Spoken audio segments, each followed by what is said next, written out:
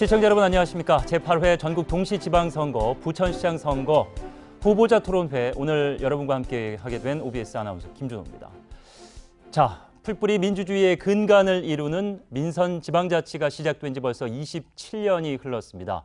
지방선거의 중요성은 그 어느 때보다 커지고 있는 상황인데요. 오늘 진행하고 있는 이 토론회를 통해서 향후 4년 동안 부천시를 이끌어갈 인물의 정책과 비전을 들여다볼 수 있는 시간이 되기를 간절히 바라겠습니다. 오늘 후보자 초청은 공직선거법 규정에 근거했음을 알려드립니다. 또한 부천시 선거방송 토론위원회가 주관하고 OBS가 제작 방송하고 있습니다. 오늘 토론회는 공직선거법 제82조의 2 제4항에 따라 후보자 두 분을 모시고 진행하게 됐는데요. 토론회에 참석한 후보들을 만나보도록 하겠습니다. 자, 후보자의 좌석과 발언 순서는 사전에 추첨을 통해서 공정하게 정했음을 알려드립니다. 왼쪽에 앉아 계신 후보부터 만나보도록 하겠습니다. 기호 2번 국민의힘 서영석 후보입니다. 안녕하십니까. 네. 이어서 기호 1번 더불어민주당 조용익 후보입니다. 안녕하십니까. 조용익입니다. 네.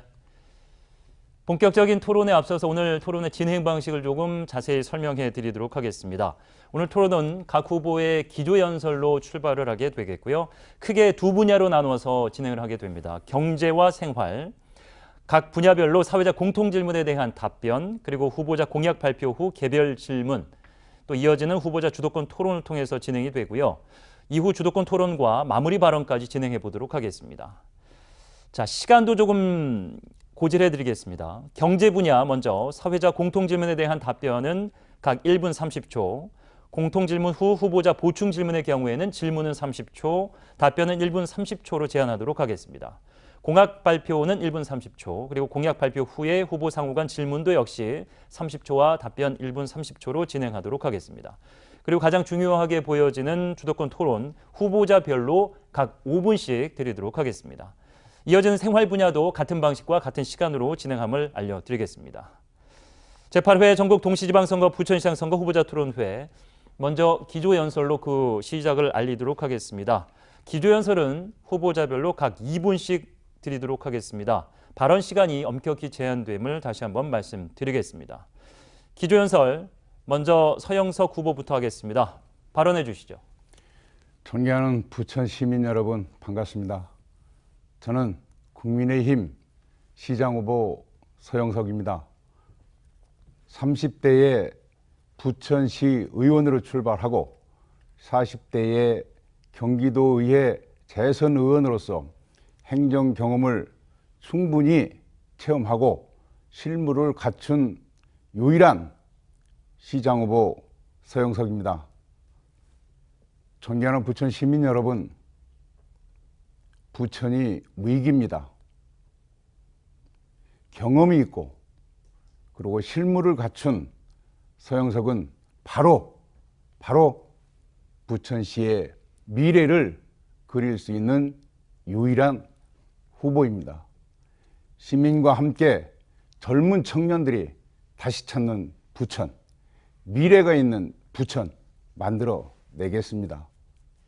그리고 집권 여당의 시장 후보로서 중앙정부와 경기도, 부천시가 하나가 돼서 부천 현안에 대해서 반드시 시민을 위한, 시민에 의한 정치를 하겠다는 것을 말씀을 드리고 6.1 지방선거에서 시민 여러분들의 한 표 한 표는 부천의 미래를 바꿀 것입니다.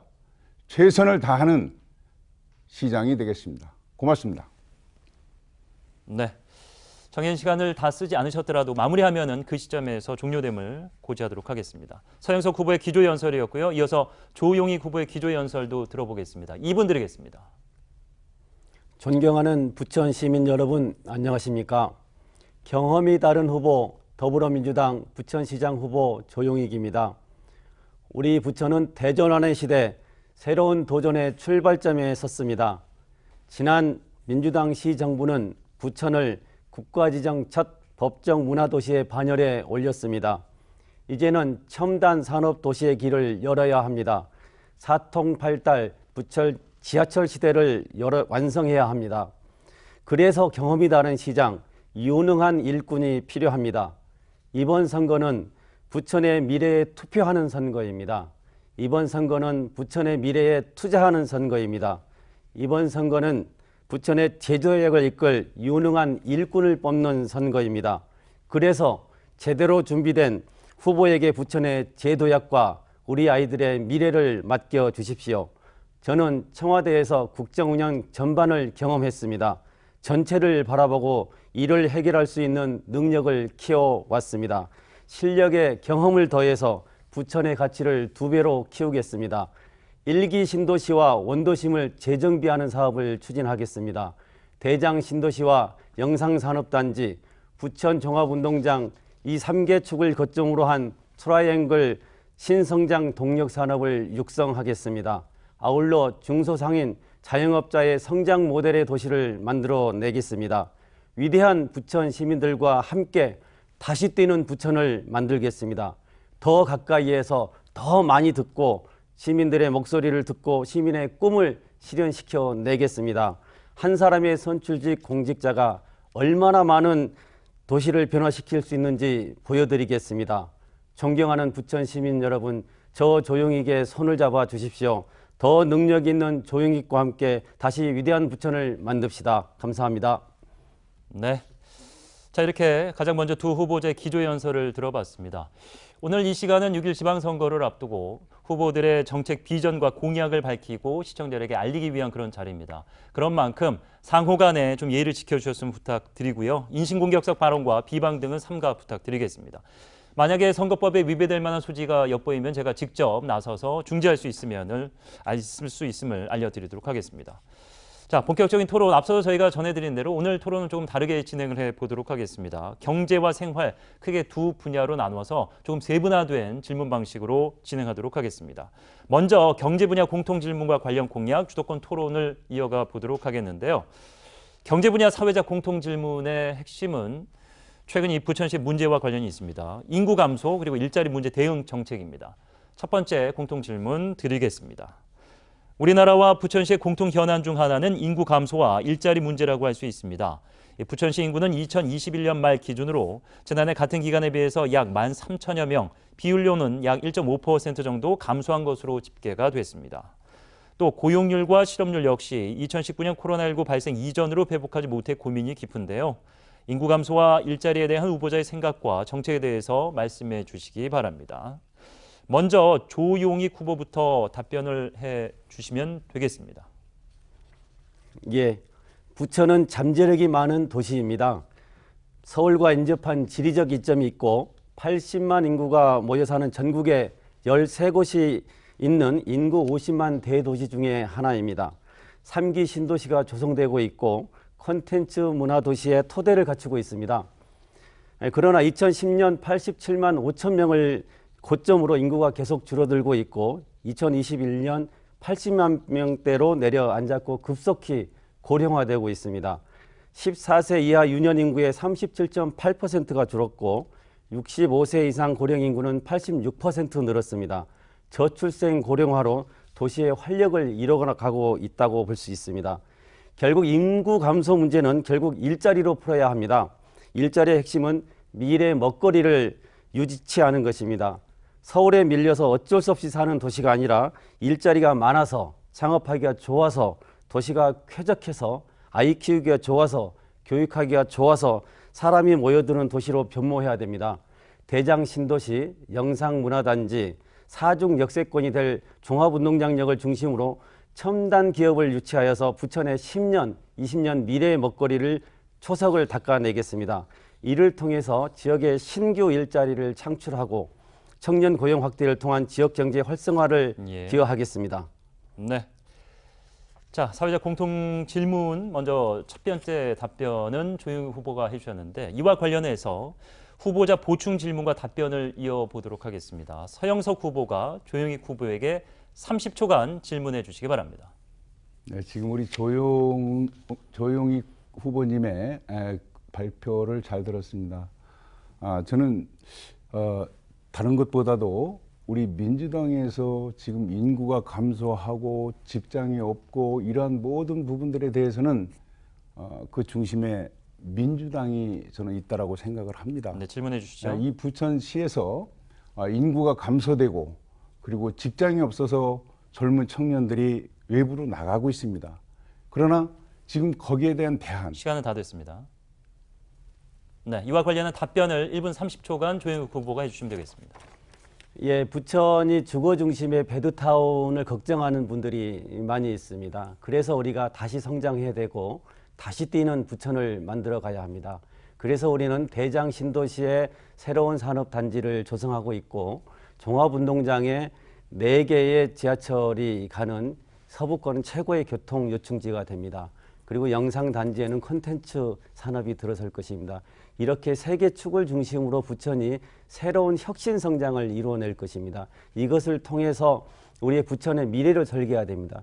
특히 대장 신도시에서 내동과 삼정동의 기존의 공업단지를 현대화하는 것을 기틀로 삼아서 대장 신도시와 내동 신도시와 약대 테크노파크를 연결하는 공간에 산업단지를 잘 조성해서 거기에서 로봇과 금형과 우리 부천이 잘할 수 있는 강소기업들이 더욱더 활발하게 하고 그래서 기업하기 좋은 도시가 된다 그러면 우리 부천은 다시 예전의 상태로 돌아갈 것이고 그래서 산업과 환경과 문화와 주거가 제대로 조화를 이루는 어메니티 도시로서 이 기능을 되찾아갈 것입니다.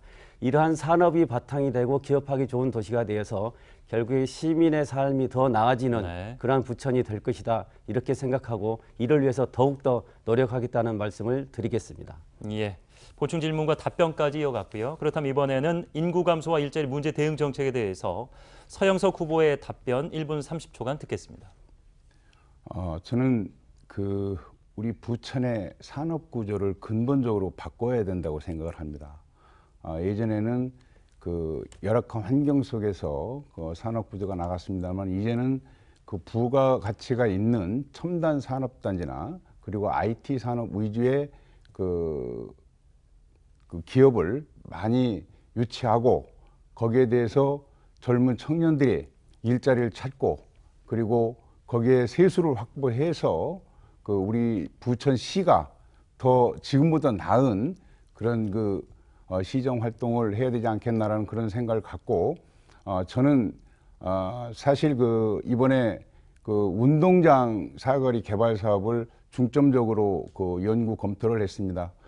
잘 아시겠습니다만은 가산 디지털 단지와 연결을 하게 되면 부천의 IT 산업의 중심지를 운동장 사거리 개발 사업으로 두고 그리고 대장 신도시 첨단 산업 단지는 LG 에너지 산업과 연결을 해서 부천과 디지털 단지 그리고 부천과 마곡 디지털 에너지 단지와 네. 연결하는 그러한 첨단 산업 단지를 만들어서 부천의 변화를 반드시 만들어낼 그런 계획을 가지고 있습니다. 예. 자, 서영석 후보의 답변이었고 이와 관련된 보충 질문을 이제 조영익 후보가 해주시면 되겠습니다. 30초를 지켜서 좀 부탁드립니다. 질문해 주시죠. 서영석 후보님이 말씀하신 거 보면 출산지원금과 관련돼서 말씀이 있던데 인구 감소의 대책을 말씀하신 것 같습니다. 네, 그렇죠. 그런데 출산지원금과 관련돼서는 이 지방의 도서 상간에서는 효과적일 수 있지만 부천과 같은 도시에서는 효과가 크지 않다는 연구 결과도 있습니다. 오히려 지원금만 받고 이주하는 분들도 계십니다. 질문해 주시죠. 오히려 보육에 초점을 맞추어서 아이 키우기 걱정 없는 도시를 만들어야 된다고 생각하는데 이 점에 대해서는 어떻게 생각하십니까? 네, 좋은 질문입니다. 지금 우리나라가 지금 출산율이 0.81명이라고 합니다. 부천은 0.72명 정도가 되는데요. 이거는 국가적으로 대단히 심각한 출산율을 가지고 있습니다. 그래서 전국에서 최초로 출산 지원금을 대폭 지원하겠다라는 그런 약속을 했습니다. 한 명을 낳았을 때 1,000만 원을 주고 그리고 2명, 3명을 낳았을 때 2천, 3천만 원을 줘서 청년들이 결혼 이후에 출산하는 그러한 출산을 하게 되면 부천에서 일정 부분의 책임을 져주고 그리고 주택자금 지원을 한다라는 그런 약속도 했습니다. 그래서 90% 정도의 주택 자금 그 보증을 시에서 쓰고 본인이 한 10% 정도만 가지고 있으면 주택을 구입하는, 그래서 주택 구입 후 출산까지 우리 부천에서 획기적으로 그러한 그 지원을 해주겠다라는 그런 그 약속을 했습니다. 예. 답변은 여기서 뭐 마무리하신 걸로 인정을 하도록 하겠고요.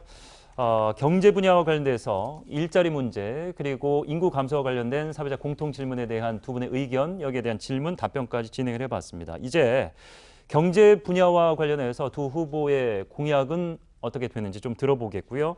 여기와 관련된 또 개별 질문과 답변까지 이어가도록 하겠습니다. 시간은 앞서와 동일하다고 생각하시면 되겠습니다. 자, 경제 공약 먼저 서영석 후보의 공약부터 들어보도록 하겠습니다. 1분 30초 드리겠습니다. 지금 우리 부천은 대단히 심각합니다. 인구가 계속 감소하고 일자리가 없는 이러한 그 패닉 상태의 부천시로 지금 돌아가고 있는데요.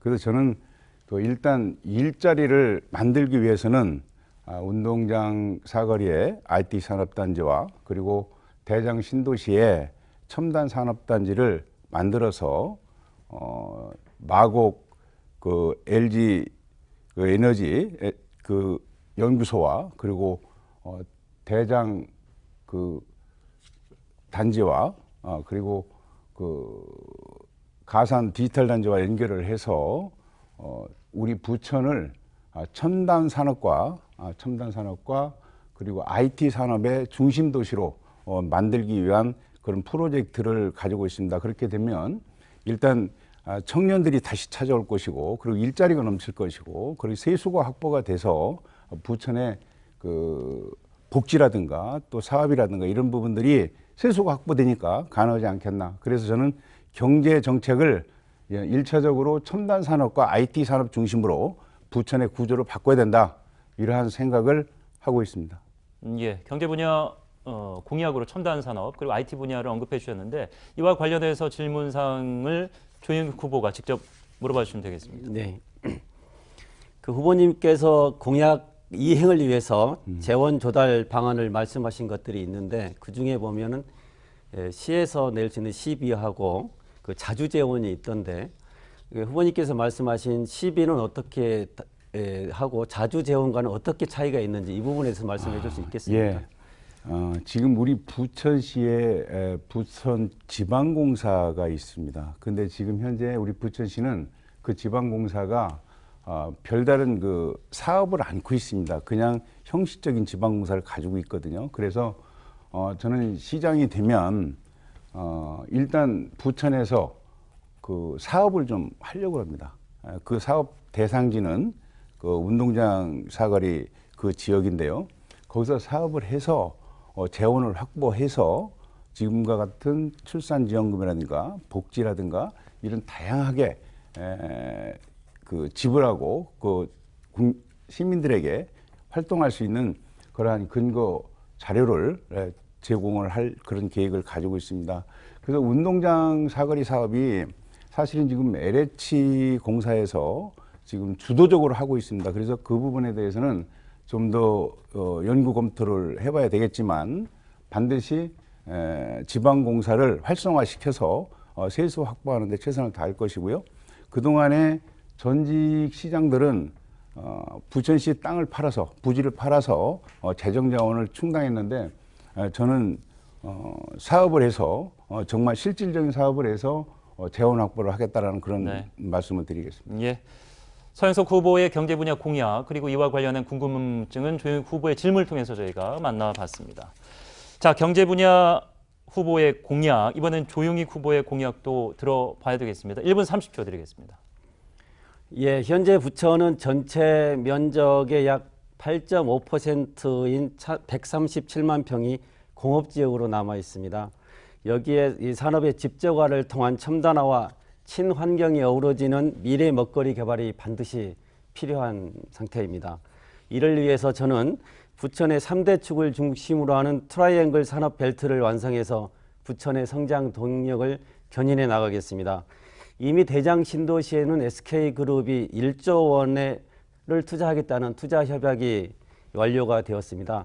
소니 픽처스를 비롯한 세계적 글로벌 영상 콘텐츠 기업이 상동 영상단지에 투자를 하겠다고 의향을 비치고 있습니다. 또 사통팔달의 부천의 새로운 관문이 될 부천 종합운동장 역세권은 AI와 데이터, R&D 등 융복합의 심장으로 성장할 것입니다. 또 30년이 되어가는 일기 신도시와 원도심의 주거환경 개선을 위한 재개발, 재건축을 촉진하도록 하겠습니다. 신속한 재건축 추진을 위해서 특별법을 통해서 이 문제를 반드시 해결해 나가도록 노력하겠습니다. 또 원도심의 노후화된 주택의 재개발, 재건축의 업무를 총괄하는 별도의 조직을 신설하여서 적극적인 행정 지원 시스템을 구축해 나가겠습니다. 이것을 통해서 우리 획기적인 주거 환경 개선을 통해서 부천의 경제를 도약시키고 잘 사는 부천 완성하겠습니다. 네. 자, 관련 공약과 관련해서 들어보셨습니까? 직접 질문 하나 던져주시죠. 네. 지금 민주당 그 지방정부가 12년 동안 우리 부천시를 운영을 했는데요. 실질적으로 그 결과치는 재정 자립도가 24%. 이제 부도 일보 직전입니다. 그리고 재정 자립도가 그렇지만은 거기에 따라서 인구 밀도가 현격하게 줄고 있습니다. 예, 질문해 주시죠. 질문해 주시면 되겠습니다. 네, 우리는 그 87만에서 100만 도시를 눈앞에 뒀습니다만은 사실 지금 80만대로 이제 떨어지고. 예, 이와 관련한 답변을 이어가야 되겠습니다. 30초가 모두 끝났습니다. 예, 부천의 재정 자립도를 걱정하는 분들이 많습니다. 다만 부천의 재정 자주도가 다른 도시에 비해서 그렇게 심각할 수준은 아니라는 걸 말씀드리고요. 우리 이 민주당 정부에서 부천시와 관련된 혁신적인 일들을 많이 해왔습니다. 그러니까 부천의 그 버스 정보 시스템이라든지 또 송내역의 환승 제도라든지 다른 지자체의 모범이 되는 이런 사업들을 추진해서 항상 선도적으로 혁신하는 그런 일을 해왔습니다. 그래서 우리가 이제는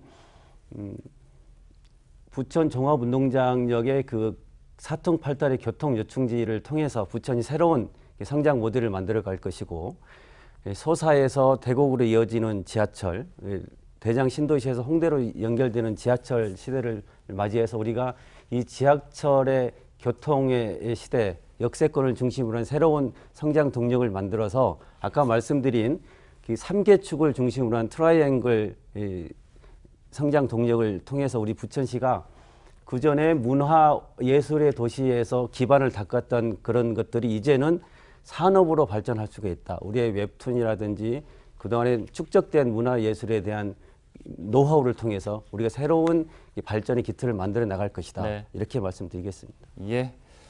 자, 이렇게 해서 경제 분야와 관련돼서 제가 드린 공통 질문 그리고 후보자 공약 이와 관련한 궁금한 질문과 답변까지 저희가 진행해 봤고요. 앞서 시간이 조금 이렇게 짧았었기 때문에 답변을 제대로 못하거나 질문을 못하신 부분이 분명히 있을 것 같아서 이번엔 주도권 토론을 진행해 보도록 하겠습니다. 각 후보에게 자유롭게 질문할 수 있는 시간 5분을 드리도록 하겠습니다. 저는 개입을 하지 않겠고요. 그렇지만 웬만하면은 질문은 1분을 넘지 않기를 권고해 드리도록 하겠습니다. 먼저 주도권 서영석 후보에게 드리겠습니다. 5분의 시간 드리겠습니다. 지금 조영희 후보께서 말씀했던 그 부분에 다 연장선상에서 조금만 말씀을 드리겠습니다. 민주당 정부 12년 동안 그렇게 좋은 계획과 그런 실질적인 일들을 했는데 그런데도 불구하고 인구는 줄고 재정 자립도는 떨어지고 그렇다면은 현실과 지금 답변한 부분은 좀 차이가 있지 않나 그런 부분에 대해서 한번 좀 답변을 해줬으면 좋겠고요. 그리고 사실 저는 시도를 하면서 느낀 것인데 지금 우리 부천이 이렇게 침체되고 희망이 없는 도시가 된 것은 알다시피 국회의원이 4분입니다. 그리고 시장이 민주당입니다. 그리고 도의원 8명이 다 민주당입니다. 시의원 28명 중에 20명이 민주당입니다. 이렇게 입법과 행정을 다 가지고 있는 민주당이 왜 이렇게 부천을 만들어놨는지 참 이해가 도저히 가지 않고요. 그리고 늘 원혜영 전 시장께서는 문화도시 했습니다. 그러나 문화도시라는 게 사실 산업과 연계가 돼야 되는데 문화만 가지고는 이게 확장이 안 되는 거예요. 시비만 계속 투입이 되는 겁니다. 이런 불합리한 문화도시를 만들었다는 것을 분명히 짚고 넘어가고 싶고요. 그리고 문화산업이라는 건 산업까지 같이 가져야 됩니다, 이게. 그래야지 그 원소스 멀티뷰츠라는 그런 그 타이틀 아래서 예. 그러니까 질문을 이제 좀 마무리하고 답변을 드릴 수 있는 시간을 좀 드려야 될 것 같아서요. 예. 크게 이제 두세 가지 질문을 한꺼번에 던지신 것 같은데 답변 들어보겠습니다. 네. 아까도 말씀드린 것처럼 인구 감소와 재정 자립도의 문제는 우리가 새로운 신성장 동력 산업을 통해서 일자리를 창출해서 이 부분을 저희들이 해결해 나가야 될 텐데 기본적으로 주거 중심의 문화에서 산업이 뒷받침되는 새로운 성장 모델을 만들어 내겠습니다. 근데 우리 부천시에서 조금만요. 제가 답변을 좀 해드려야죠. 조금만. 그런데 예를 들어서 지금 주거 위주의 부천시 운영에 대한 부분이 이제는 산업으로 나가야 된다 이런 말씀을 하셨잖아요. 근데 지금 땅이 없어요. 부지가. 네, 그래서 말씀드립니다. 아까 지금 우리 부천은 집만 있습니다. 집만. 예, 집만 있어요. 그러니까 미래가 없는 거예요. 그러니까 우리 시민들이 빠져나가고 그리고 젊은 청년들이 안 들어오는 거예요. 아까 말씀했듯이 지금같이 아파트나 이런 거 짓기 전에 사실은 첨단 산업이나 IT 산업에 중점을 뒀어야 된다는 얘기죠. 그게. 네, 그래서 저희가 그 대장 신도시에 SK그룹의 7개 연구단지가 들어와서 연계된 그 산업이 될 것이고 말씀드린 대로 대장 신도시에서 내동 삼정동 그 산업단지를 보다 현대화하고 집적화하고 약대 테크노마크로 연결되는 그런 산업단지가 활발하게 해서 웹툰이라든지 금형이라든지 세라믹이라든지 여러 부천이 가지고 있는 여러 산업들을 다시 키워나갈 것이고요. 그리고 도시공사가 기능을 좀 확장을 해서 도시공사가 직접 경쟁력을 키우면 부천에 투자도 많이 할 것이고 부천에 직접 하는 사업도 늘려서 이 재정 자립도를 더 높여가는 것을 하게 될 것이다 이렇게 말씀을 드리고요. 제가 주도 사업이니까 주도 질문이니까요. 제가 좀 얘기 좀 할게요. 그러면 그동안에 그 여당이었잖아요. 그리고 입법부를 다 시민들로부터 심판을 받아가지고 이제 민주당의 의원들이 다 이제 점령을 하고 시장도 그랬는데 그때 여당일 때도 사실은 이런 사업들을 했어야 되는데 여당 때 못했어요. 일을. 에? 그런데 지금 야당 아닙니까? 야당인데 그 큰 일들을 어떻게 합니까?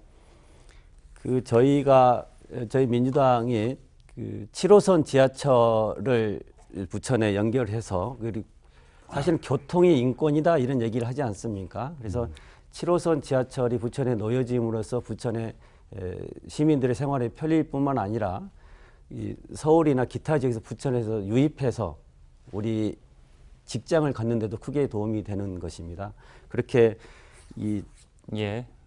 마무리 이제 멘트 해주시면 될 것 같습니다. 예, 그래서 저희 이 민주당도 그 부분에서도 충분히 역할을 많이 해오고 있었다 이렇게 말씀을 드리겠습니다. 자, 이렇게 해서 서인석 후보에게 주어졌던 주도권 시간 5분이 지났습니다. 5분의 시간을 이번에는 조용익 후보에게 드리도록 하겠습니다. 주도권 질문 시작해 주시죠. 그 서인석 후보님께서 재산세 100% 감면, 네. 공시가 5억 원 이하 1가구 1주택에 대한 재산세 감면을 말씀하셨는데 혹시 지난 2020년 11월에 문재인 정부에서 1가구 1주택에 대한 재산세 감면을 발표해서 시행하고 있는 부분에 대해서 알고 계십니까? 모르고 있습니다. 예. 2020년 11월에 공시지가 6억 원 이하의 1가구 1주택에 대해서 22.5%에서 50%까지 재산세를 감면하도록 돼 있고 그 시행이 21년부터 23년까지 하고 있습니다. 현재 이미 재산세 길게 50%까지는 감면하고 있다. 이거를 우선 말씀을 드리겠습니다. 근데 그 그래서 부분에 대해서 우선 제가 동의를 못하는 게 전제로 우선 그거는 이미 예. 한시적으로 시행하고 있고 한시적인 게 끝나면 거고 다시 또 우리 그 논의할 수 있는 문제인데 국민의힘에서는 공시지가 5억 아니 그래서 그거는 제가 다시 여쭤볼게요. 예. 예, 그거는 제가 네, 예. 좀 물어보겠습니다. 지금 부천시 세수 중에서 가장 많은 비율을 차지하고 있는 게 재산세라는 건 알고 네, 알고 계시죠? 있습니다. 예. 그 서후보님께서 발표하신 자료에 의하더라도 매년 250억 원 정도의 세수 감소가 일어납니다. 예, 예. 이걸 국비나 도비나 이렇게 매칭하면 1,000억 원에 가까운 돈이 감소할 수도 있다. 이렇게 보여지는 겁니다. 네. 그러면 이 계속 말씀하신 것처럼 부천시 재정이 약하다, 재정 자립도가 약하다, 뭐 세수를 늘리기 위해서 여러 가지 사업을 통해서 확장을 해야 된다 이렇게 말씀을 하시는데 이따가도 또 말씀드리겠습니다. 다른 것과도 또 서후보님이 공약하신 내용과도 말씀드릴 텐데 이렇게 줄어드는 세수에 대해서는 어떻게 충원하실 것인지 이 대안은 가지고 있습니까? 있습니다. 제가 시장이 되면요, 일단 우리 부천 지방공사를 실질적인 사업부서로 승격을 시킬 겁니다. 그리고 실질적인 사업을 할 것입니다. 그래서 저는 24%의 재정 자립도를 저는 40%까지 올리겠다는 그런 보관을 가지고 있습니다. 잘 아시겠습니다만 그 성남의 그 대장동 그 사업을 기억을 하실 테죠. 그 부분은. 근데 그때 당시에 그 개인 사업자가 제가 이제 후보님 제가 물어본 취지는 이게 지금 자꾸 이제 지방공사라고 하시는데 부천도시공사가 네, 제대로 예. 이름이고요. 부천도시공사가 사업을 해서 지방 재정 자립도를 40%가 늘리겠다. 이거는 지금 불확실한 겁니다. 지금 당장 내후년에 제가 좀 여쭤볼게요. 네. 그 이렇게 재산세를 면제를 해주면 250억이 줄어드는데 그러면 당장 내년에 250억이 줄어드는 걸 어떻게 할 것이냐. 도시공사가 사업을 해서 언제 어떻게 될지는 지금 확정이 되지 않는데 내년에 당장 어떻게 할 것이냐. 250억에 줄어드는 세액에 대해서는 경기도와 협의를 해서 경기도에서 지원해주는 그런 그 선순환 제도를 하겠다라고 김은혜 후보하고 협약을 했습니다. 제가 그 부분은. 여쭤볼게요. 네. 그 지방세법 111조에서는 네네. 지방세 감면에 대한 제한을 두고 있습니다. 혹시 지방세법을 알고 있습니까? 조금은 알고 있습니다. 뭐 그러면 후보님이 말씀하신 대로 100% 지방세 감면이 현재 지방세법에서 가능합니까? 저는 가능한 줄 알고 있는데요. 지방세법 111조 3항에서는 네. 이렇게 규정되어 있습니다. 재해나 특별한 사정에 한해서 최대 50%까지만 감면할 수 있도록 되어 있습니다.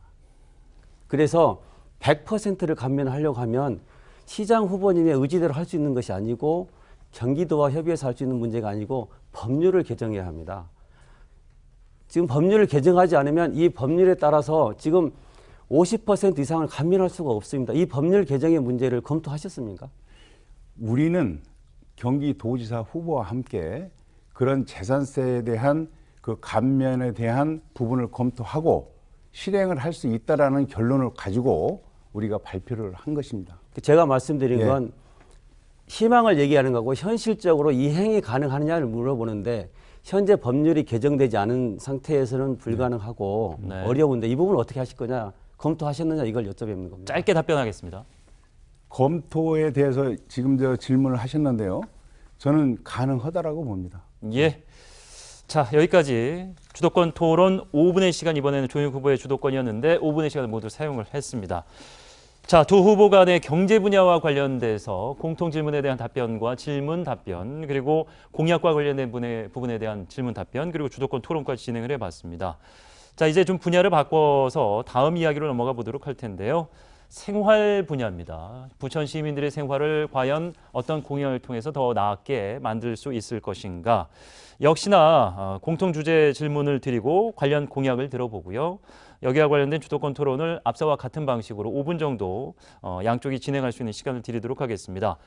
자, 생활 분야 사회적 공통 질문의 취지는 부천시 지역화폐 평가 및 정책과 관련된 이야기입니다. 지역화폐가 도입된 지 수년이 흘렀습니다. 그런데 최근 이와 관련해 혜택과 실용성 측면 등을 둘러싸고 논란이 뜨겁습니다. 후보자님께서는 부천시 지역화폐를 어떻게 평가하시는지, 또 당선된다면 관련해서 향후 어떤 정책 방향을 갖고 계신지 말씀해 주시기 바랍니다. 이와 관련된 답변은 서영석 후보에게 먼저 기회를 드리겠습니다. 1분 30초 드리겠습니다. 지역화폐는 지역 경제에 대단히 중요한 한 부분을 차지하게 됐습니다. 우리 소상공인에게도 상당히 큰 소상공인들에게도 좋은 지역화폐가 정책은 꼭 필요한 정책이다 이렇게 생각을 하고요. 자료를 보니까 21년 기준으로 2,333억 원을 우리가 발행을 했고 시가 지원한 예산 금액은 187억 원 정도가 되더라고요.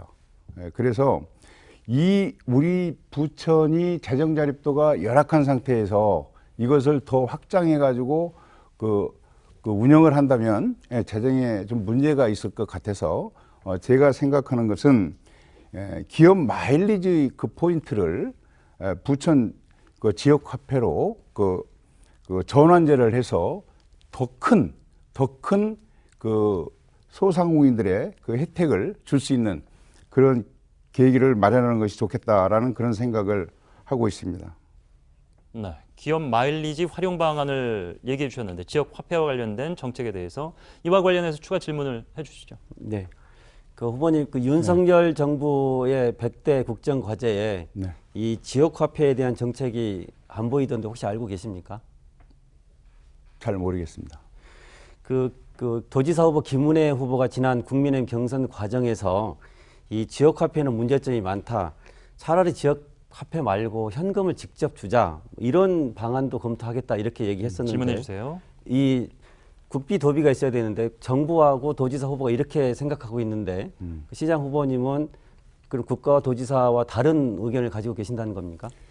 제가 생각하는 것은 이 지역 화폐에 대한 부분은 지역 소상공인들의 경제 활성화에 대한 부분이거든요. 그래서 우리 부천에서 지원해 줄 수 있는 방법이 현재 1인당 50만 원 정도가 되는 것 같아요. 그것은 일단 거기에 맞춰두고 그리고 이제 기업 마일리지를 접속을 시켜서 그걸 확장시키고 더 부천시에 많은 활용을 할 수 있는 그런 방안을 자체적으로 마련할 그런 계획을 가지고 있습니다. 시간이 한 50초 정도 남았는데 여기서 마무리하시겠습니까? 네. 예. 자, 생활 분야 먼저 공통 질문이었는데 부천시 지역 화폐 평가 및 정책과 관련돼서 서영석 후보의 의견을 듣고 질의 답변까지 이어갔습니다. 이번에는 이 질문과 관련해서 조영익 후보는 어떤 의견을 가지고 계신지 들어보겠습니다. 역시 1분 30초입니다. 예, 저는 지역 경제 활성화를 위해서 지역 화폐를 대폭 확대하겠다는 공약이 준비되어 있습니다. 지역 화폐가 지역 경제에 얼마나 큰 효과가 있는지는 이미 검증이 되었습니다. 지역 화폐 정책은 이재명 경기도지사 시절 경기도에서 최초로 시작되었고 우리 부천은 2019년 4월부터 250억 규모로 시행됐습니다. 지역 화폐는 코로나19 장기화에 따른 사회적 거리두기, 집합 금지 등의 조치로 큰 피해를 입은 지역 상권의 한 줄기 빛과 같은 역할을 했습니다. 지역 경제를 살리고 골목 상권과 정통 시장을 살려낼 수 있는 방안이 바로 지역 화폐 확대 정책입니다. 2021년도 부천시 경제지표 자료에 따르면 부천페이를 이용하는 부천의 시민 만족도가 82.2%라는 결과가 있습니다.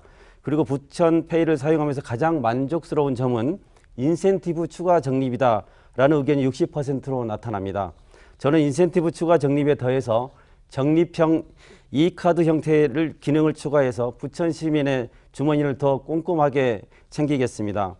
부천시 행정 속에서도 지역화폐 활용 방안을 고민하고 더 확대해 나가겠습니다. 부천시에서 지급하는 각종 포상금을 지역화폐로 지급하고 부천시 업무 추진비에서도 활용하겠습니다. 공무원의 복지 포인트도 활용하도록 검토해서 부천시가 앞장서서 지역화폐를 더 많이 활용할 수 있도록 방안을 계속 찾아 나갈 것입니다. 예, 거기까지 듣겠습니다. 포상금 지급, 업무비 활용까지 저희가 들어봤는데 이 답변과 관련해서 서영석 후보 질문 하나 해주시죠. 네. 지금 우리 조영희 후보께서 전용 적립형 이카드 도입을 한다고 그랬거든요. 이게 부천 이제 화폐하고 비슷한 건데요, 그죠? 다시 하나 만들겠다는 거 아니에요? 그럼 이것도 10%에 해당하는 그런 그 시 재정이 들어가야 되겠네요.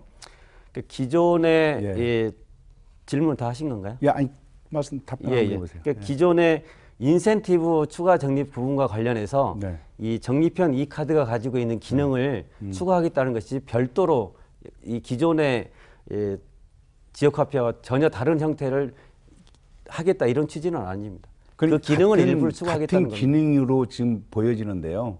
그렇게 되면 우리 부천시의 자립도가 이렇게 낮은데 또 여기서 예. 합하는 것보다는 질문 거기까지 이제 답변 시간을 보장해 드리겠습니다.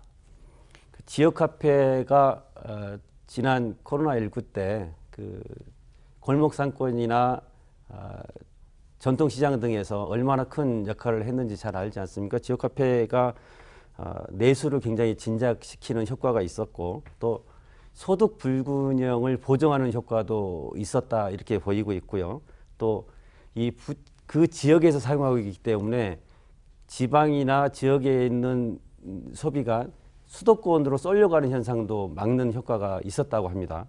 그래서 이 지역화폐를 일정한 기간 안에 일정한 지역 안에서 일정한 범위 안에 쓰기 때문에 그 소비자의 구매력도 증가되는 여러 긍정적인 효과가 있습니다. 그래서 실제로 이 골목 상권이나 전통 시장에서는 이런 지역 사건을 더 늘려야 되겠다는 것인데 우리 부천시에서도 포상금이나 이런 정책 발행하는 부분, 일반 시민들이 발행하는 부분을 더 확장을 해서 지역화폐를 더 많이 늘리도록 하겠습니다. 예. 자, 생활 분야와 관련돼서 지역 화폐와 관련된 사회적 공통 질문 그리고 거기에 대한 답변까지 이어갔습니다. 이번에는 두 후보의 생활 분야 공약을 들어보도록 하겠고요. 개별 질문도 이어가겠습니다. 시간은 역시 앞서와 같다고 생각하시면 되겠습니다. 생활 공약은 조용익 후보에게 먼저 시간을 드리도록 하겠습니다. 예, 저는 중소상인과 자영업자가 성장하는 모델 도시를 공약했습니다. 중소상인들의 실질적인 경제 활성화 방안은 바로 지역화폐를 대폭 확대하는 것입니다. 지역화폐를 대폭 확대하고 상권 르네상스 프로젝트를 통해서 고강, 원종, 원미, 역곡, 소사 등 권역별 테마구역을 지정하겠습니다.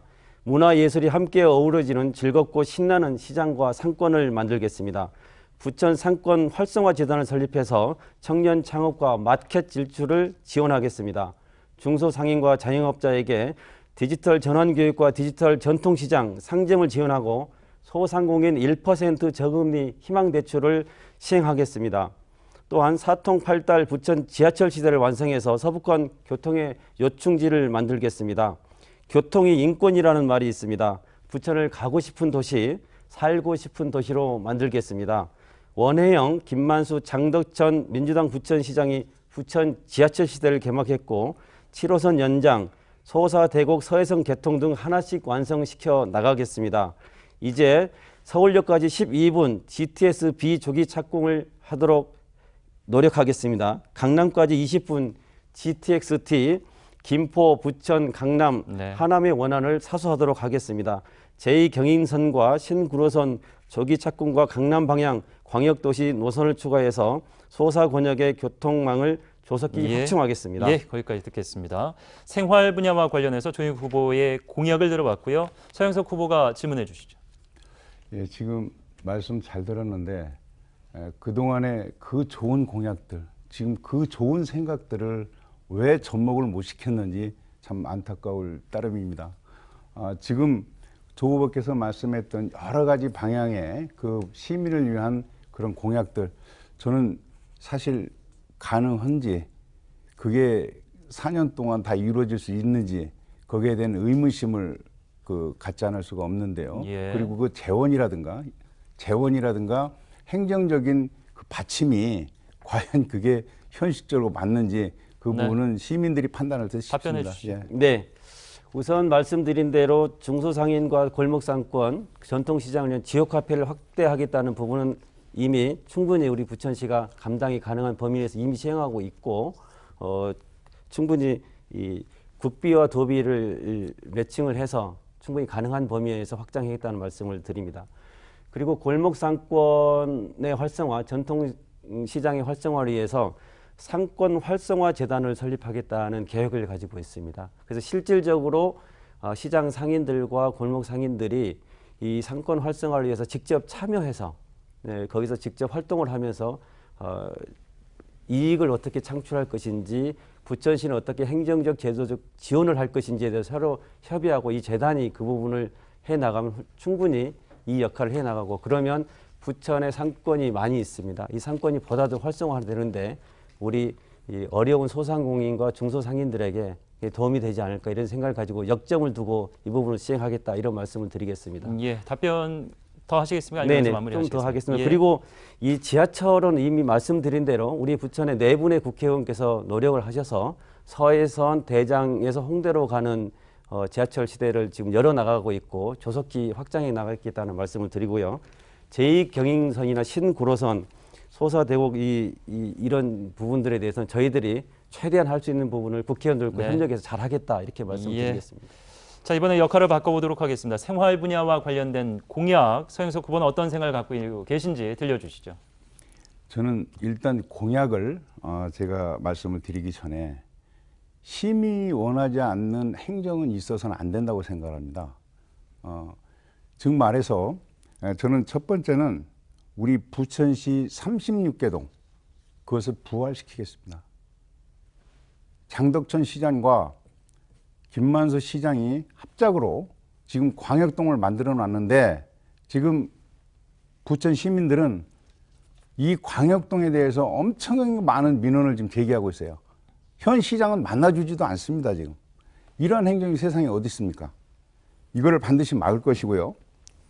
또 한 가지는 지금 오정구에 쓰레기 소각장 확장시킨다고 난립니다. 그리고 열병합 발전소 확장시킨다고 난립니다. 시민들의 의견을 전혀 듣지 않는 이런 불통행정, 이게 바로 민주당 정부예요. 이게 이런 일들이 절대 있어서는 안 된다고 생각을 하고요. 그리고 우리 그 중동 1기 신도시 그 문제 대단히 심각합니다. 주거 환경이 아주 지금 열악해서 주민들은 재건축을 하기 위해서 발버둥을 치고 있습니다.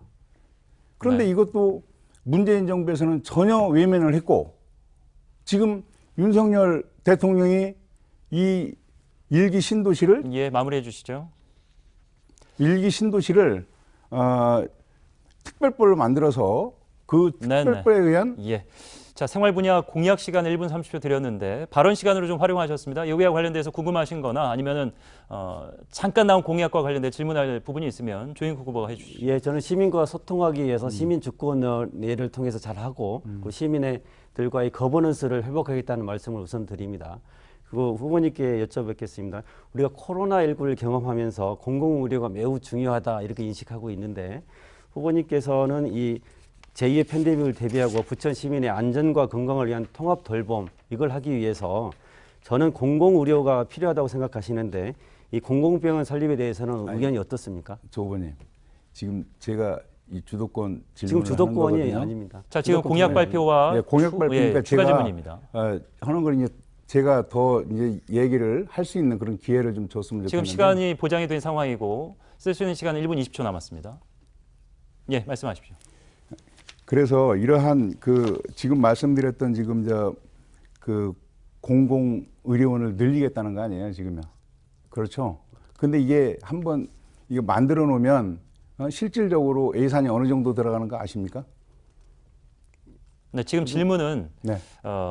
마친 상황이고 답변을 해주시면 되는 상황입니다. 제가요? 예, 예.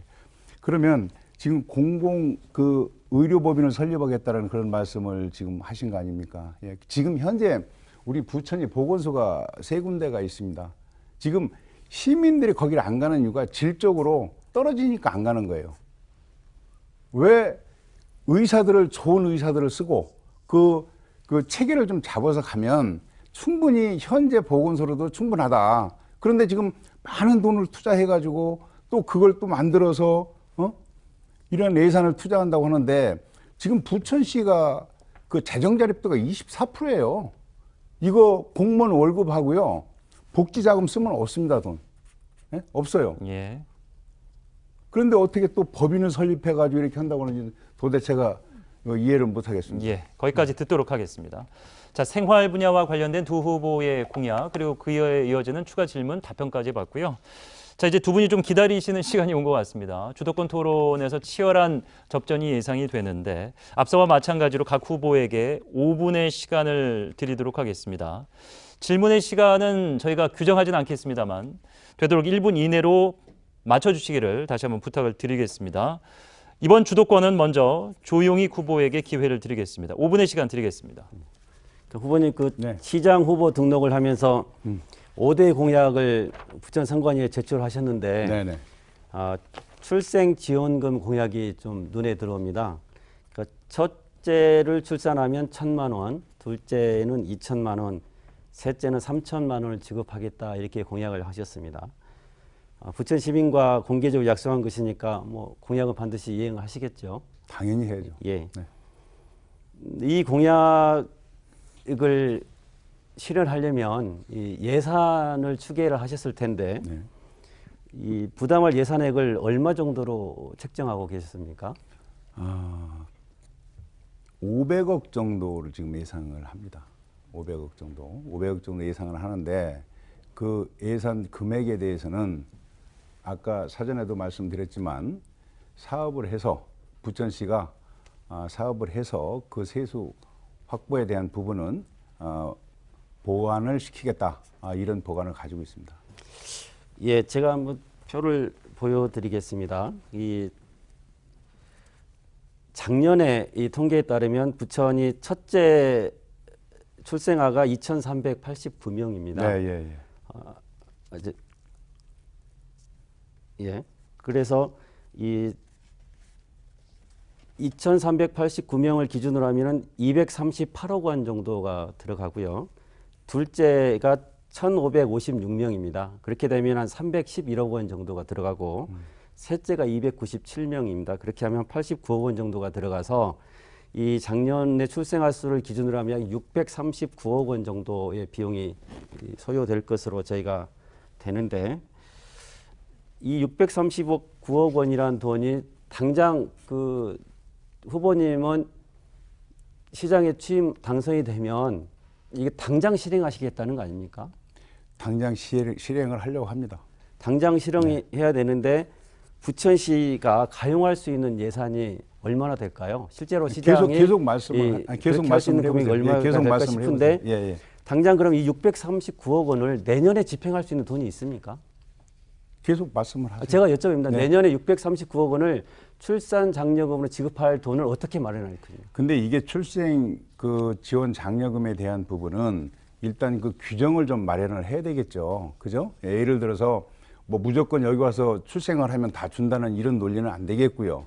이렇게 제도적으로 지원하게 될 경우에는 거기에 따르는 많은 그 규정을 만들어서 거기에 해당되는 사람에 한해서 이제 그 지원금을 그러니까 제가 말씀드리는 거는 네. 작년 기준으로 해당되는 사람을 따져봤더니 639억 원이 드는데 시장이 자기 임기 내에 이걸 바로 집행을 해야 되는데 내년에 출생하는 신생아에 대해서는 어떻게 할 것이냐. 그런데 후보님은 자꾸 말씀을 하시는 게 도시공사를 통해서 사업을 해서 돈을 벌어서 하겠다 이렇게 얘기를 하시면 확보된 예산이 없는 상태에서 이거를 제가 좀 여쭤볼게요. 첫 번째 뭐냐면 제가 여쭤보는 거는 출생에 대한 부분은 일단 규정이 나와야 되겠죠. 그죠? 예를 들어 630억이 들어간다. 그러면 전년도 대비 출생 인원에 따라서 그걸 배분한다는 건 아니죠. 그러니까 그게 이제 많이 줄어들겠죠. 지금 인구의 추계가 있다 하더라도 네네. 크게 차이가 안 날 텐데 예. 제가 말씀드린 건 당장 이 출생 장려금을 후보님께서 당장 내년에 지급할 수 있는 예산을 확보한 상태에서 이행하겠다고 하실 것인지 근데 아까 다른 사업도 마찬가지로 도시공사의 사업을 통해서 거기서 돈을 벌어서 집행하겠다고 하는데 그러면 지금 저희가 내년에 쓸 예산을 정하고 그때 집행이 안 되면 그걸 모자라면 추경을 통해서 하는 거 아닙니까? 그런데 국고나 지방자치단체가 규정을 그걸 정하면서 규정을 정해서 그 예산도 없이 어떻게 규정을 언제 채권을 발행해서 만들면 되죠. 무조건 안 된다고 생각하면 안 되죠. 그렇게 폐쇄적인 행정 생각을 가지면 안 된다는 거예요. 이 출생만큼은 좀 폭넓게 우리 국가 정책적으로 우리가 접근을 하자. 그래서 그런 아까 얘기죠. 여쭤봤는 게 후보님은 자꾸 그 사업을 통해서 벌어들이겠다고 네. 재산을 확보하겠다 했는데 지금은 또 채무를 발행해서 하겠다 예를 이렇게 들어서 얘기를 하시는 거잖아요. 답변으로 그래서 마무리하도록 10초 그 드리겠습니다. 준비가 되어 예, 있지 답변 10초 않다. 들어보도록 이거를 제가 하겠습니다. 말씀을 드리는 겁니다. 제가 답변으로 마무리하겠습니다. 예. 조영기 후보님, 지금 우리가 그 사업을 하기 위해서 부족한 부분들은 채권을 발행해서 처리를 하면 되고요. 그리고 거기에 발생되는 모든 비용들은 정말 이제 사업을 해서 부천을 예. 살려보겠다는 겁니다. 예. 예. 거기까지 답변 마무리 듣도록 하겠습니다. 5분이라는 주도권 시간이 꽤 짧은 시간이죠. 출산 장려금과 관련된 논란으로 좀 이어갔던 것 같고요. 자, 이번엔 주도권을 상대방에게 좀 넘겨드리도록 하겠습니다. 이번 주도권은 서영석 후보에게 갑니다. 어떤 질문이 또 나올지 경제 이어서 지금 생활 분야 얘기하고 있는데요. 생활 분야와 관련된 주도권 토론 5분 시간 드리겠습니다. 장덕천 시장이 실질적으로 우리 시민들은 엄청나게 불통시장이라고 얘기를 합니다. 예. 간단하게 말씀을 드리자면 시장을 만나려면 한 2, 3개월, 길게는 짧게는 뭐 한 1개월 걸린다는 그런 말을 해요. 그리고 청원경찰을 그 5층에다 배정을 해서 그 시장 면담도 못할 정도로 그렇게 막아놓고 있습니다. 그리고 엘리베이터도 혼자 타고 있고요. 이러한 시장이 불통시장이 시민과의 어떤 시민이 시장이라는 그런 그 표현 아래 계속 그 민주당 정부에서는 그렇게 이제 시민의 눈을 가리고 그렇게 행동을 했습니다. 그런데 우리 조용희 후보께서는 지금 그 장덕천 시장의 그 폐쇄적인 그런 시장에 대해서 어떻게 생각하십니까? 저는 시민들과 자주 소통하겠다. 시민들과 자주 말씀드리고 있고요. 시는 시민을 위해서 봉사하고 시민을 위해서 행정을 펼쳐야 되는 것이고 시민과 부천시의 행정의 편의를 놓고 보면 당연히 행정 편의보다는 시민의 편의가 우선되어야 된다고 생각하고 있고 그래서 시장실은 늘 열려 있어야 된다고 생각하고 맞습니다. 있기 때문에 예. 제가 지적하신 부분에 대해서는 제가 맞습니다. 확실히 고치겠다. 예. 저는 그렇게 말씀드리겠다고 시장은 말씀드립니다. 시민과 소통하는 게 가장 중요합니다. 시민의 우위에 있으면 절대로 안 되는 거예요. 항상 눈높이 수평적인 관계가 돼야 된다. 저는 그렇게 보고 있고요. 우리 조영희 후보 그 트위터 하고 계십니까? 트위터는 안 하고 있습니다. 하고 있었죠. 트위터는 자주 하지 않고 주로 페이스북을 이용하고 있습니다. 트위터를 했었죠. 자주 안 합니다. 예, 아니. 거의 안 하고 있기 때문에요. 그 페이스북을 주로 하고 있다 이렇게 자, 말씀드립니다. 이게 이제 우리 그 조영희 후보가 이제 이 후보님이 트위터를 했던 거예요. 그래가지고 이 차단을 시키고 나중에는 폐쇄를 시켰더라고요. 그 이 사람들이 조영희 후보님에게 그 쓴소리를 좀 했어요. 이 사람들이. 그래가지고 이 사람들을 그 이제 차단을 했는데 아예 나중에는 폐쇄를 시켰더라고. 트위터를요.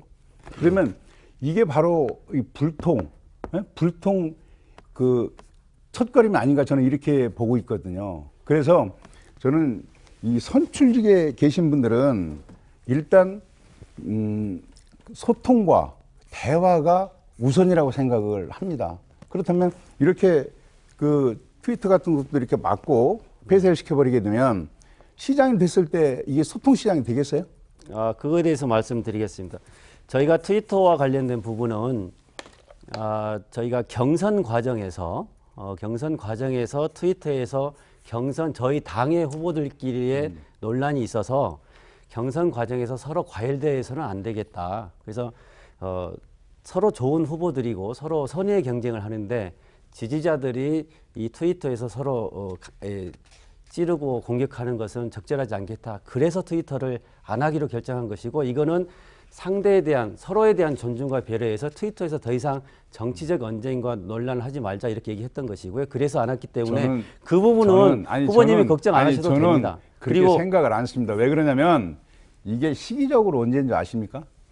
경선 과정이었습니다. 경선 과정이 민주당 경선 과정이 제가 알기로는 한 2개월 정도 됐죠. 경선을 시작한 자가요. 공식적으로. 근데 이게 이전 거예요. 그러면 조용기 후보님에게 이러한 그 쓴소리가 나온 이런 그 계정을 갖다가 폐쇄시키고 이러면은 이게 시장이 된다 하더라도 장덕천 시장과 별다를 바가 없다고 저는 제가 보거든요. 말씀드린 대로 네. 그 페이스북을 매우 소통을 활발히 하고 있고요. 트위터는 매우 좀 정치적인 언사들이 좀 있기 때문에 과열되는 건 적절치 않아서 그렇게 했다는 걸 다시 한번 말씀드리고, 저는 분명히 공약을 드렸던 것처럼 공무원의 내부 게시판도 실명으로 돼 있는 부분을 분명히 익명으로 고쳐서 공무원들이 충분히 시의 의견을 제시하는 것도 모두 함께 하겠다 이렇게 말씀드렸지, 그 대화의 창을 막겠다는 생각을 절대 하지 않았고요. 그래서 장덕천 그 부분은 시장도 그랬고요. 제가 말씀을 장덕천 드리는 시장도 부분을 이해할 것입니다. 실명으로 하다가 그걸 폐쇄시켰어요. 공무원들 공지 그 판에. 그렇게 불통적인 사람들이 그게 바로 민주당이에요. 민주당. 그걸 저는 익명으로 전화를 하겠다 이렇게 말씀을 드리고 있습니다. 그래서 제가 생각하는 것은 우리 민주당의 시장과 시장 후보들은 마무리해 주시죠. 자, 생활 분야와 관련돼서 소통과 관련된 이야기를 하면서 SNS 얘기가 좀 지나갔습니다. 저희가 이제 부천시 현안과 관련돼서 두 가지 큰 카테고리, 경제와 생활, 공통 질문도 드렸었고 주도권 토론 시간도 드렸는데, 보시면서 이제 두 분이 굉장히 지금 열띤 토론을 펼치고 있는 시간이기 때문에 주도권 토론 시간을 조금 더 가져보도록 하겠습니다. 이번에는 주제를 한정하지 않고 자유 주제입니다. 시간은 역시 이제 5분씩 드리도록 할 텐데, 앞서 나눈 얘기 중에 좀 아쉬웠던 점이나 아니면 새로운 질문이 있으시면은 허심탄회하게 하시면 되겠습니다. 이번에 역시 조용익 후보에게 주도권이 먼저 갑니다. 5분의 시간 좀 지켜주십시오. 그 후보님 그 산업단지 유치와 관련된 부분에 대해서 공약에 대해서 질문을 드리겠습니다. 후보님께서는 대장동 산업단지를 50만 평으로 늘리겠다 이렇게 말씀을 하셨는데요. 어떤 식으로 50만 평으로 늘리겠다는 것인지 그 대상지를 어디로 좀 특정해서 말씀드린 데가 있습니까? 이게 사업 말입니다. 대상지를 이게 말입니다. 특정해서 좀 말씀해 그 주시죠. 민주당의 그 전형적인 그 내로남불 형태입니다. 잘 아시겠습니다만은 대장동에 원래 첨단 산업 단위가 30만 평이 지금 진행이 되고 있었어요. 근데 그게 수용이 됐습니다. 수용이 됐어요. 이번에 3기 신도시에 수용이 됐는데 30만 평짜리를 18만 평으로 줄였어요. 지금 주택은 부천이 남아 돌아갑니다. 고용 창출이 없어요. 세수 확보할 길이 없어요. 그 방법은 첨단 산업단지하고 IT 산업, 요즘에 그 잘 나가는 그런 그 정책을 우리가 만들어 나가야 되는데, 부천에 땅이 있습니까? 없어요. 근데 왜 이런 걸 갖다가 장덕천 시장은, 민주당은 30만 평의 단지를 18만 평을 줄이는 걸 그냥 보고만 있느냐 이거죠, 이게. 이게 잘못됐다는 얘기예요, 이게. 제가 여쭤볼게요. 그래서 저는 시장이 되면 그 인근의 토지를 더 확보를 해서 더 늘리든지, 아니면 그 자체에서 다시 중앙부처 협의를 해서 최소한도 30만 평은 만들어내야 되겠다. 그런 약속을 제가 했습니다. 후보님, 네. 수도권 정비 계획법이라고 있습니다. 혹시 아십니까? 알고 있습니다. 수도권 정비 계획법 제18조에 따르면 네. 공장의 신설이나 증선을 제한하고 있습니다. 예. 이거는 잘 알고 계시죠? 총량제요. 예. 총량제 아시죠? 네. 이 총량제에 따르면 부천시가 가용이 가능한 부천시 공업 물량이 얼마 정도 되는지 아십니까? 자, 윤석열 대통령이 제가 주도권 토론이기 때문에 윤석열 대통령이 후보님, 당선되면서 수도권의 공장 총량제를 풀겠다는 그런 말씀을 하셨어요. 민주당 정부에서는 계속 수도권 규제를 하는 거예요. 그러다 보니까 집값 뛰죠. 공장 질 곳이 없으니까 밖으로 나가죠. 안 되면 외국 나가죠. 이런 정책을 쓴 거예요, 민주당에서. 자, 그러면 후보님. 지금 첨단 도시 따지고 IT 산업 따지고 페이 따지고 이러다 보니까 이게 될 수 없는 공약들이 계속 나오면서 시민을 갖다가 현혹한다는 얘기죠. 이게. 후보님, 예. 제가 말씀드린 거는 현재 제도상 가능한 것을, 실현 가능한 것을 얘기하자는 얘기입니다.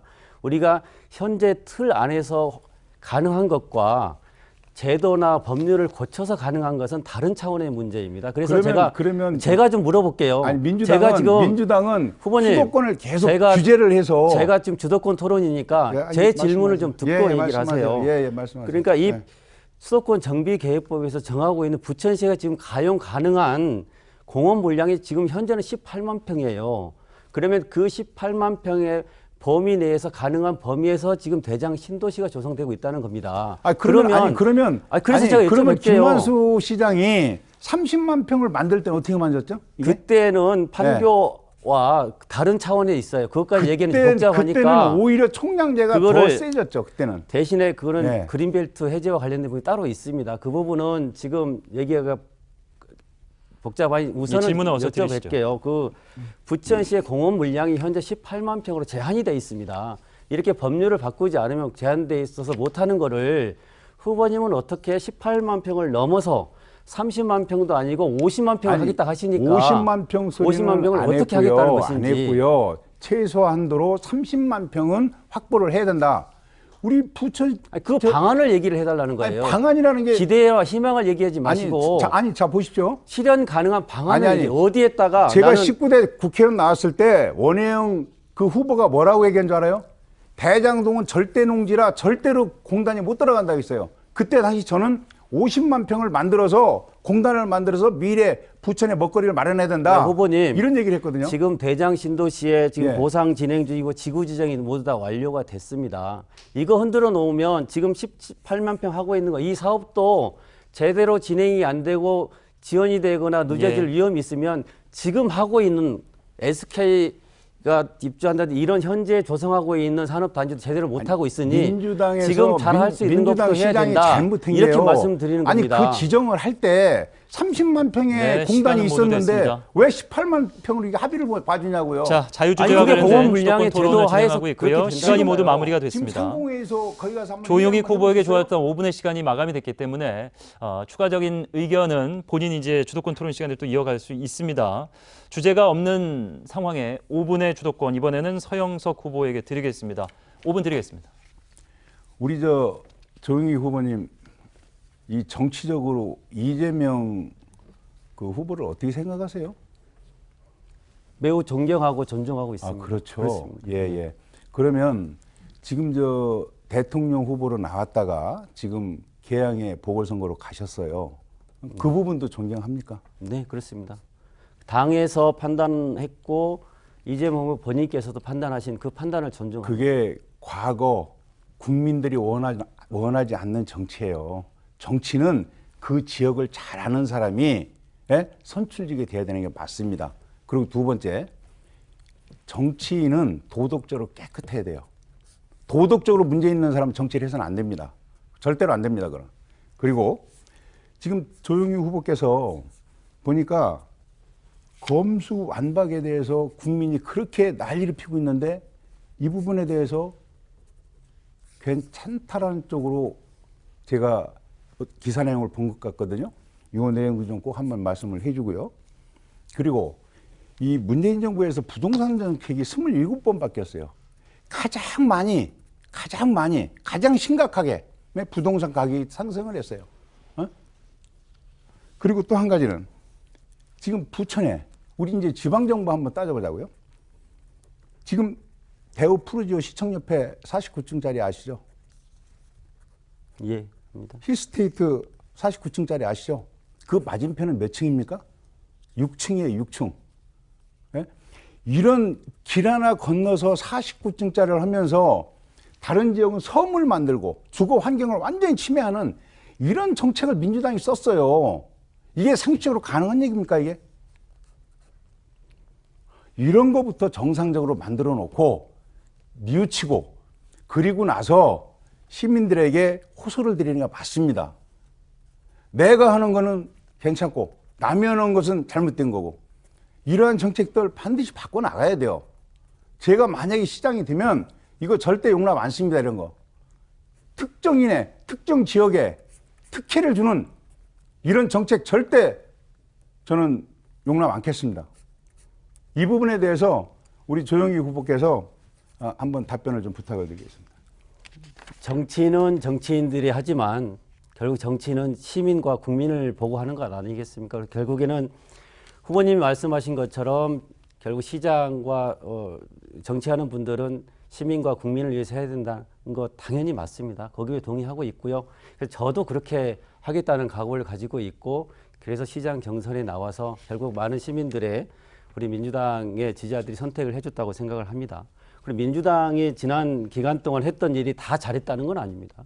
잘한 것도 있고 못한 것도 있지요. 그럼 부족한 부분들은 저희가 고쳐서 더 부족한 부분을 채우면 되고 잘한 부분은 또 더 잘할 수 있도록 저희들이 더 노력을 해서 결국에는 단체장은 내가 살고 있는 도시가 삶의 질이 좋아지고 됐고요. 결국 요거 여기에서 한번 답변 좀 주민들이 해주십시오. 검수완박에 여가와 대해서 취미생활을 잘할 수 검수완박에 있으면 대해서 좋겠다 이렇게 어떻게 생각하고 생각하시는지 있고요.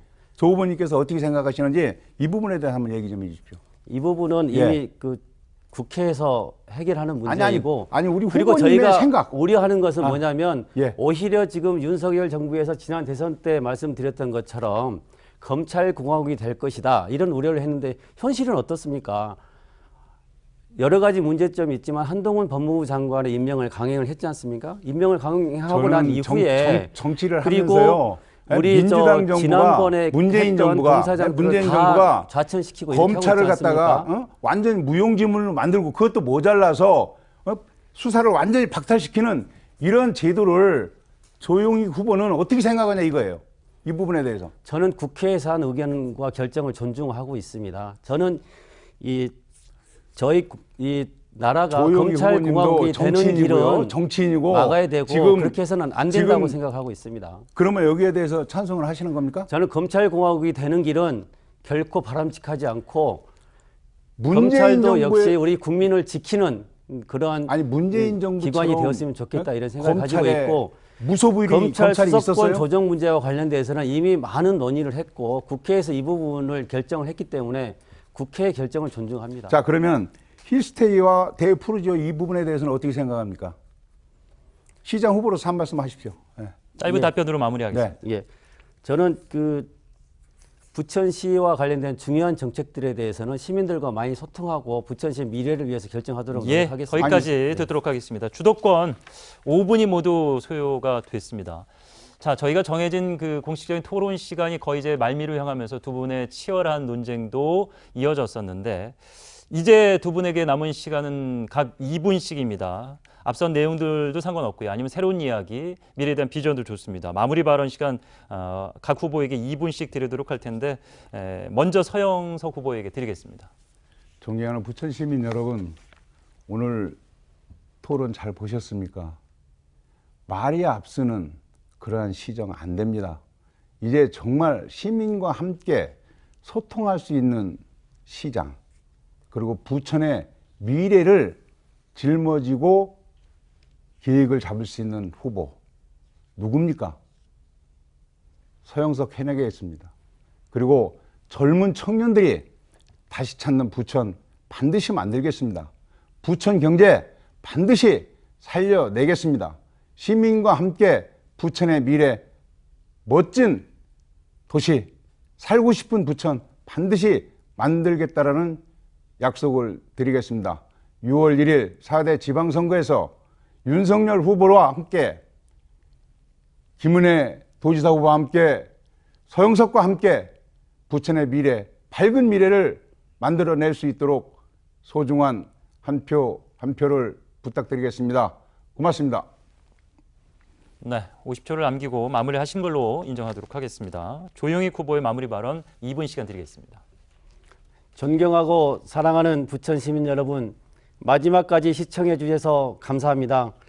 어느 후보가 수도권 거대 도시 부천을 이끌어갈 적임자인지 판단하시는데 도움이 되셨습니까? 부천 시민의 알 권리를 위해서 서영석 후보께 한 가지 제안을 드립니다. 선거운동에 바쁘시더라도 저와의 토론을 몇 번 더 해주실 수 있겠습니까? 시간을 내보도록 하겠습니다. 네. 부천 시민 여러분, 불행히도 이제까지 한 번도 경험해보지 못한 예측 불가의 시대가 열렸습니다. 북한 미사일이 발사된 날 윤석열 대통령은 백화점 쇼핑을 했습니다. 여가부 폐지, 병사 월급 200만 원, 그런 한 줄짜리 대통령 공약은 휴지가 되었습니다. 많은 분들이 예측이 불가능한 사회, 윤석열 정부의 독선과 폭주를 우려합니다. 6월 1일 지방선거에서 반드시 강한 경고를 해야 합니다. 시민의 일상생활에 직접 영향을 줄 지역 일꾼을 뽑는 6월 1일 지방선거에 부천 유권자 모두가 투표에 함께해 주십시오. 조영익을 선택해 주십시오. 5월 27일과 28일은 전국 어디에서나 투표할 수 있는 사전투표 날입니다. 사전투표에서도 조영익을 선택해 주십시오. 상동 영상단지, 종합운동장 역세권, 대장동 부지는 부천의 마지막 남은 기회의 땅입니다. 신구도심 불균형, 30년을 경과하고 있는 신도시의 재설계, 행정체제 대개편 등 많은 문제가 쌓여 있습니다. 부천의 100년 미래를 설계하겠습니다. 누구나 부러워하는 도시 부천을 만들어 나가겠습니다. 꼼꼼하게 살피고 배려하면서 부천의 미래를 생동감 있게 설계할 시장, 일하는 시장, 일 잘하는 시장, 경험이 남다른 시장이 부천에 필요합니다. 소통하고 창의적 정책 대안을 만들어낼 후보 기호 1번을 선택해 주십시오. 밝은 미래로 보답해 드리겠습니다. 감사합니다. 예, 두 후보의 마무리 발언까지 함께 들어봤습니다. 시청자 여러분 어떻게 보셨습니까? 부천시의 앞으로의 4년을 이끌어갈 인물에 대한 비전들 꼼꼼히 챙기셨을 거라고 생각이 듭니다. 6일 지방선거 사전투표, 앞서 조영 후보가 얘기해 주셨습니다만 5월 27일, 28일 이틀간 오전 6시부터 오후 6시까지 실시가 됩니다. 좀 달라진 점이 있는데요. 코로나 확진자의 경우에는 지난 대선과는 다르게 사전투표 둘째 날인 28일 오후 6시 30분부터 8시까지 1시간 30분간 진행이 됩니다. 혼선을 막기 위해서 지난 대선과 달리 30분 이후에 진행된다는 점 유념해 주시고요. 당일날 투표할 수 없는 많은 분들 27일, 28일 주민등록증, 운전면허증, 여권 등 사진이 붙어있는 공공기관 발행한 신분증을 지참을 하셔서 사전투표에서 전국 어디에서나 하실 수 있다는 점 다시 한번 알려드리도록 하겠습니다. 부천시 선거방송 토론위원회가 주최한 제8회 전국 동시지방선거 부천시장 선거 후보자 토론회, 오늘 준비한 시간 모두 마치도록 하겠습니다. 열띤 토론 펼쳐주신 두 분의 후보, 남은 공식 선거운동 기간 동안 선의 경쟁 펼쳐주시기를 부탁드리고요. 저도 인사드리도록 하겠습니다. 긴 시간 시청해주신 여러분 고맙습니다.